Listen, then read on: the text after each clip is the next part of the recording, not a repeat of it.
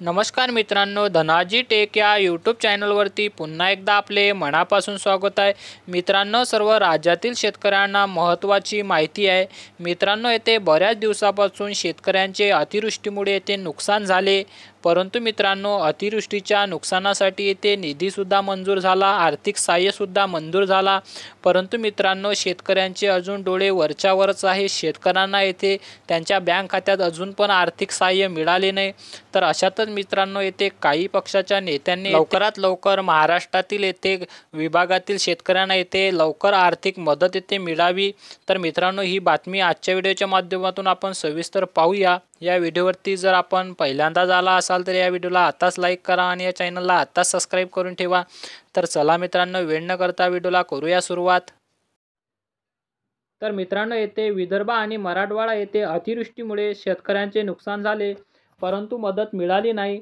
यामुळे जनतेमध्ये शेतकरी वर्गात प्रचंड प्रमाणात अस्वस्थता आहे। त्यामुळे तातडीने मदत करावी अशी मागणी काँग्रेसच्या शिष्टमंडळाने राज्यपाल सी.पी. राधाकृष्णन यांच्याकडे केली। राज्यातील कायदा सुव्यवस्था आणि शेतकऱ्यांच्या प्रश्नावर शनिवारी शिष्टमंडळाने राज्यपालांना निवेदन देऊन चर्चा केली। आणि मित्रांनो यावर राज्यपाल राधाकृष्णन यांनी कारवाई आणि कार्यवाहीचे आश्वासन दिले। शिष्टमंडळात काँग्रेस पक्षाचे नेते बाळासाहेब थोरात, काँग्रेस प्रदेशाध्यक्ष नाना पटोले, विधानसभा विरोधी पक्षनेते विजय वडेट्टीवार, मुंबई काँग्रेसचे अध्यक्ष खासदार वर्षाताई गायकवाड, माजी मुख्यमंत्री पृथ्वीराज चव्हाण यांच्यासह आमदार खासदारांचा समावेश होता।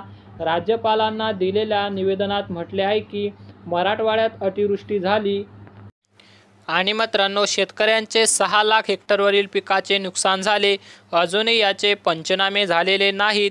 केंद्रीय कृषी मंत्री यांनी आंध्र प्रदेश आणि तेलंगणा राज्याचे दौरे करून मदत जाहीर केली, पण महाराष्ट्रात मात्र अजूनही केंद्रीय कृषी मंत्री किंवा केंद्रीय पथक पाहणी करण्यास आले नाही। महाराष्ट्रातील शेतकऱ्याबद्दल इतका दुजाभाव का?